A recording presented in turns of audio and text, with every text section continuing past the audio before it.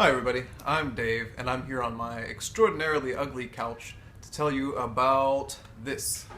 This is the xiao S500 handheld gaming device. What it basically is, as I found, is it is an NES emulator in a handheld package. And it's marketed as basically a handheld gaming device for people who have nostalgia for NES games. It comes with 168 titles built in to the device itself, and it can also take more games through an SD card. Okay, so I bought this device on Taobao, which is basically like the Chinese equivalent of eBay, except it's much better than eBay in pretty much every regard. Stuff is cheaper, there's more variety of things, service is much better, shipping is super fast. Anyway, I could go on and on about how great Taobao is. And here is the device. Now, I can't actually enter the listing. I bought this probably over a year ago, actually almost a year ago on the dot. And you can see here, it's already, you can't buy it anymore. It's already off the shelves, as they say. It was 59 renminbi, which is equivalent to about 10 US dollars, and it was free shipping because I'm in China. Because I could not open the listing itself, I decided to just do a quick search for xiao. And looking down, you can see they make some consoles here, some regular plug into the TV style consoles, including a little wannabe Famicom. So yeah, they have a couple different packagings for their NES emulators. They also make tape recorders and fans, and I think a lot of things get the xiao label. This one here looks similar, but it's a little bit different. You can see it's got a cartridge in it. It's a little bit more expensive, but let's take a look at what it actually does. You can see it comes in this hideous orange or hideous blue. Great colors. And we'll scroll down to the item description here. You can get, for 78 yuan, you can get the device, an AV cable. That's kind of cool, so you can play it on your TV, power cable, lithium-ion battery, a game cartridge, instruction booklet, a box. Wow, you get it in a box, and you get 300 games in that.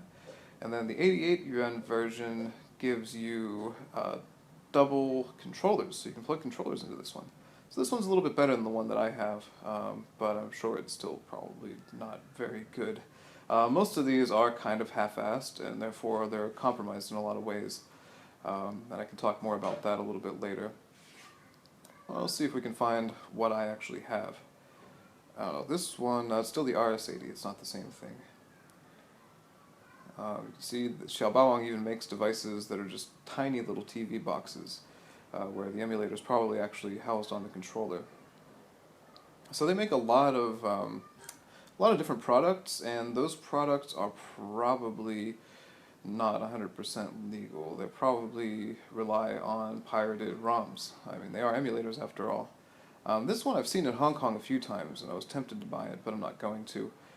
It's got a cartridge slot that actually fits a Famicom cartridge, which means you can actually play old Japanese Famicom games.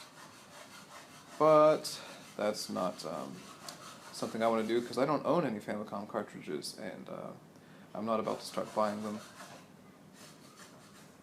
So, it seems like finding the device that I actually have is not going to happen. You can see a rice cooker, you can see this massage stick thing, lots of fans, and then some pirated gaming machines. But that's that. So let's take a look at the device. So, I bought this a while ago, so I can't show myself opening the box or anything like that. But it came basically like this. It came with this unit here, and it came with a power cable, which is actually a mini USB power cable. It's been a while since I've seen one of those, but I guess that kept costs down.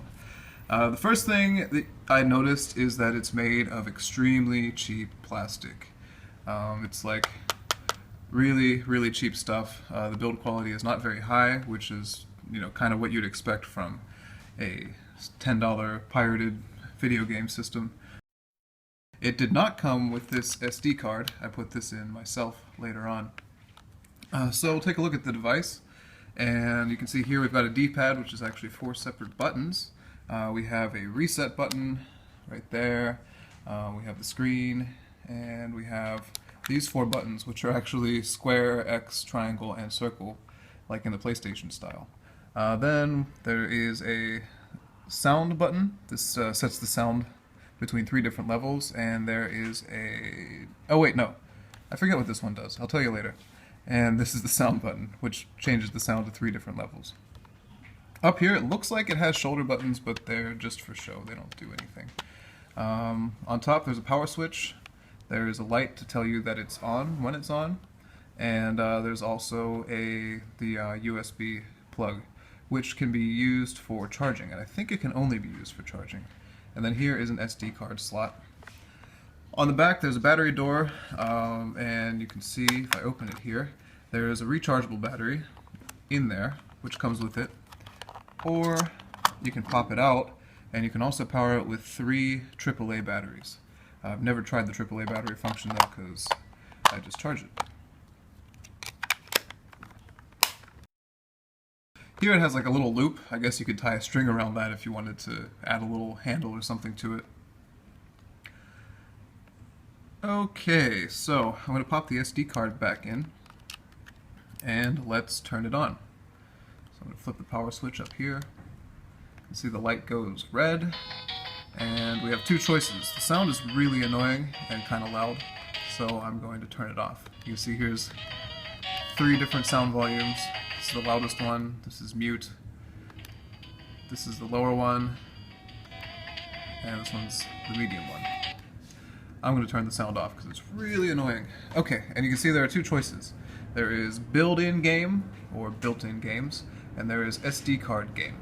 So, you can choose between the games that are on the SD card and the games that are built into the machine. So this is start and pause, that's what this one does. I'm going to hit that on built-in game and show you what's on the device. Now, this is all in Chinese, except for the 168 in 1 and the message at the bottom that says switch language. Now, if you're like me and you can read Chinese, you can go through and try to guess what they're supposed to be, but it's better just to hit A. Which one's A? I don't know. Maybe this one, and switch the language. So the translations of the names aren't always the best. Most of them are NES games, and the big one, Super Contra 2, I don't know if that's it or not. The big one that they build as the selling point of this little console is that you can play Contra on it. Apparently that was really popular back in the day. So you can see there's a lot of different games. There's 168 altogether. I think there are some repeats, but not a lot. So you can see, just scrolling through the list, we have stuff like Ice Climbers, and Load Runner, and Pac-Man, of course. There's a version of Flappy Birds on here, which is really funny. Going down, there is Chack and Pop, which I've never heard of in my life. And let me see, Puyan. A lot of these games I've never heard of. They may just be poor translations, or they may just be games that I've never seen in my life. So you can see lots of different games. There's Mario Brothers. This is not Super Mario Brothers, this is the original arcade version, which was really fun. And if we keep going, maybe we'll find Super Mario Brothers. And there are a few Angry Birds games on here which are really funny because they're basically ports of Angry Birds made into NES ROMs. Actually, probably not ports so much as remakes. Saw Trojan. Wonder what that's about.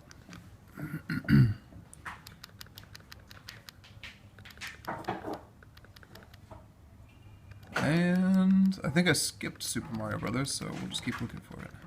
Oh, there it is. So we'll just go ahead and play that one.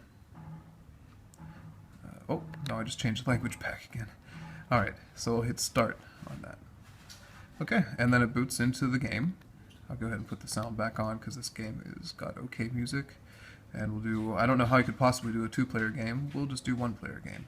You can see, well, you can't see it clearly, but the screen on this is very crisp. It looks really nice. It's just a simple LCD screen, but it does a really good job, and it's backlit, so you can see it. And I'm going to do 1-player game, and let's get started. Now, it is too fast, which you can hear as soon as the music goes on. So the emulation runs a little bit faster than the normal console.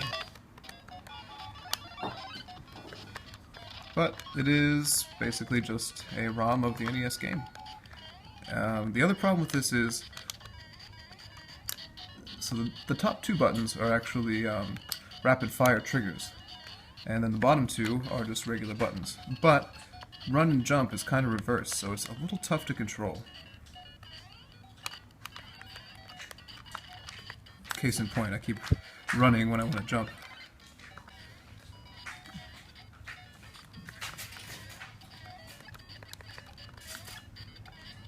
Oh, see, it's very hard to control. The other big problem with this game is, actually, much like the original, you can't save. So, if you get a game over, you're just back to square one, and you have no hope left in the world. Okay, the only way to get out of the game is to hit reset. And we have the nice xiao wang screen. Resetting resets everything. So, I'm going to go to the SD card now, and show you how to access those games. So none of the games on this can actually save at all, which is pretty terrible. Alright, we'll do Super Mario Brothers 2. So it'll bring a little loading screen up, it'll pull it off the SD card into RAM, and then nothing will happen. Well, that didn't go as planned. Okay, we'll reset again, see if we can fix it.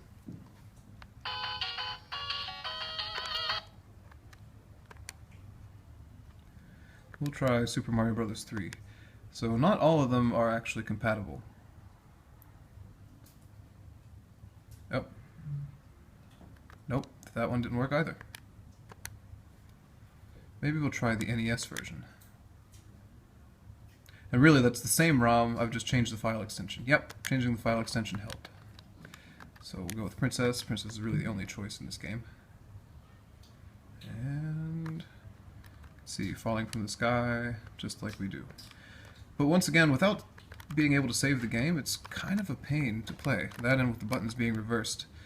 So I actually kind of regret buying this, because it's just got a couple little flaws that make it not as much fun as it should be.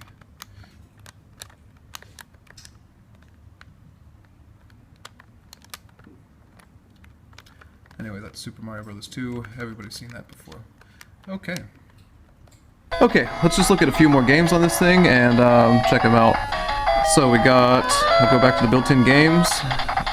It is super loud, so I'm going to turn the sound to low. I'm going to switch languages so we know what we're looking at. And I'm going to show you Angry Birds. Angry Birds is really funny on this thing. Okay, so switching to Chinese again. I do that every time. Let's hit start. So this is Angry Birds, a classic NES game, if ever there was one. I guess I'll select episode this one, because it's the only one I can select.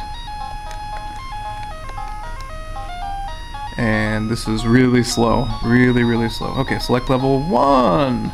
Go figure, you can't save games, so it's always level 1. So you can see this is a very simplistic version of the Angry Birds for cell phone. I've got a few different firing positions, and I'm going to assume that this button fires. Bam. And I have landed on top of the middle pig. Wonderful. Now I've been reset, so I don't know where I was before, and I'm going to do it again. Oh, check that out. I got that pig too. Now I'll go, yeah, way back here. It's almost like it recommended it to me. And it worked. Go figure. So yeah, that is the poor man's edition of Angry Birds in the form of an NES ROM. We'll reset, go back to the beginning.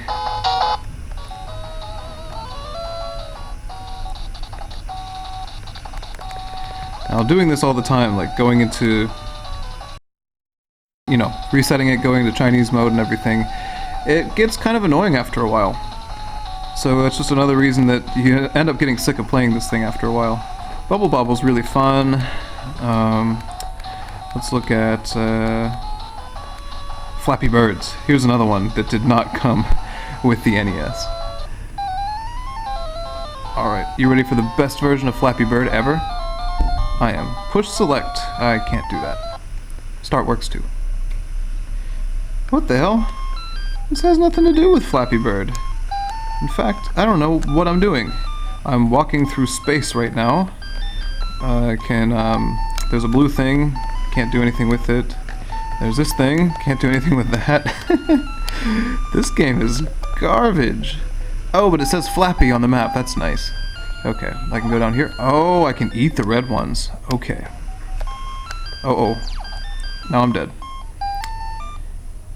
Shit. Okay, go for this again. I'll do that one first, and then push that. Oh, okay.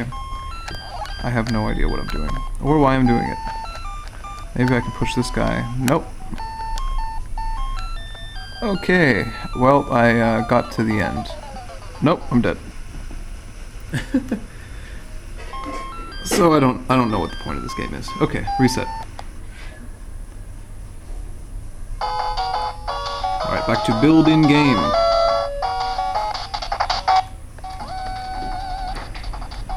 Let's go up here, take a look at what we got.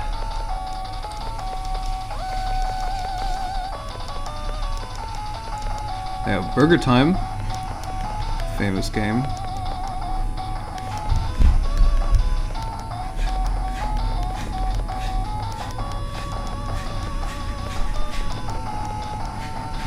I don't know what I want to play. Let's do old school Mario Brothers. That game's fun.